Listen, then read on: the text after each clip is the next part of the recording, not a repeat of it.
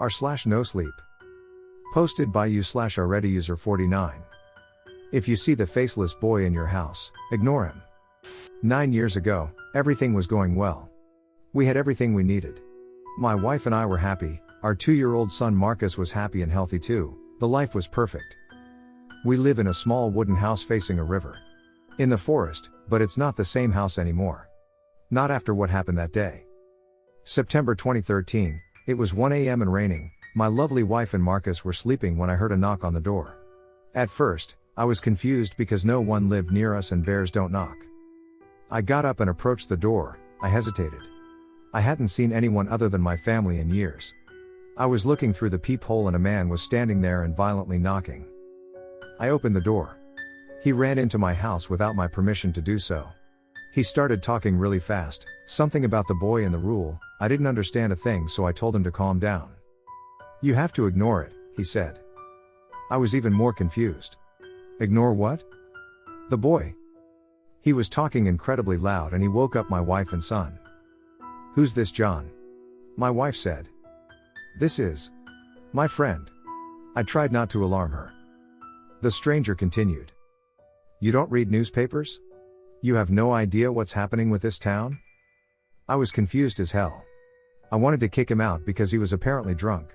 But then I remembered, and I was right. It was my friend. I couldn't recognize him because of the new hairstyle and beard. Oh boy, did he change. Henry? What are you doing here? What's happening with this town?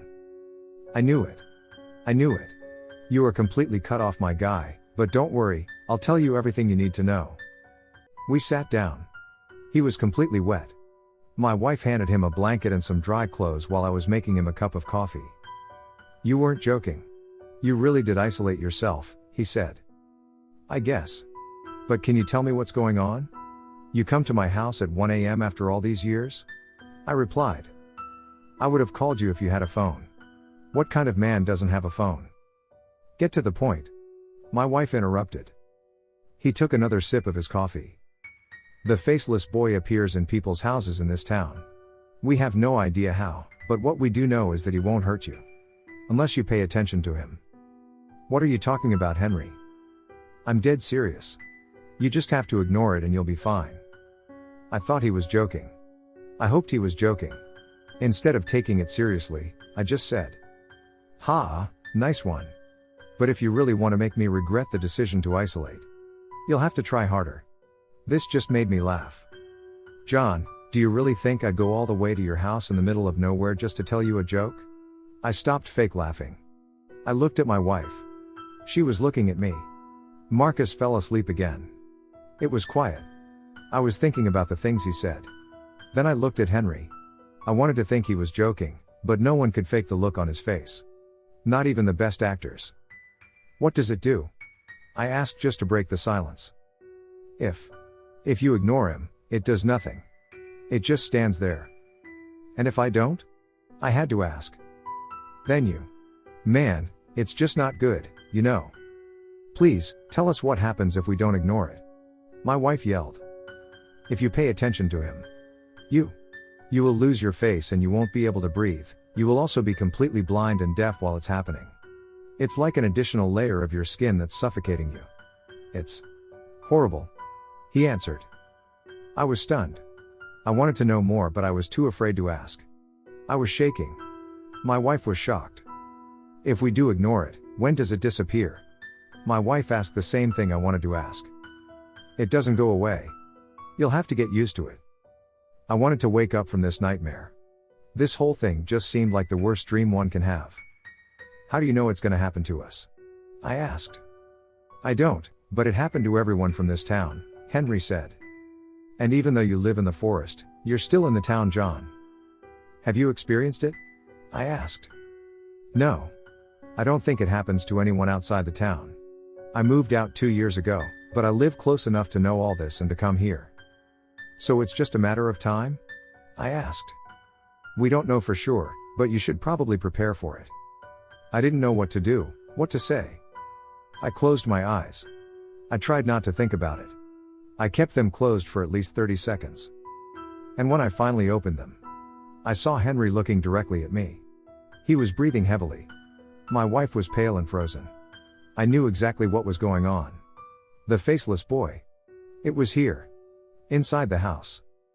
Behind me. No one said anything. I was sweating. I wanted to turn around, but the look on Henry's face told me not to. I was just sitting there, I was horrified. "What's the kid's name?" Henry said in a trembling voice. "Marcus." I didn't even think about that. It was like an automated response. All I was thinking about was the thing behind me. "Is he a good kid?" He continued, ignoring the faceless boy. "Yeah, he is. He's a good kid." I tried to remain calm. "Okay, why don't you show me your bathroom?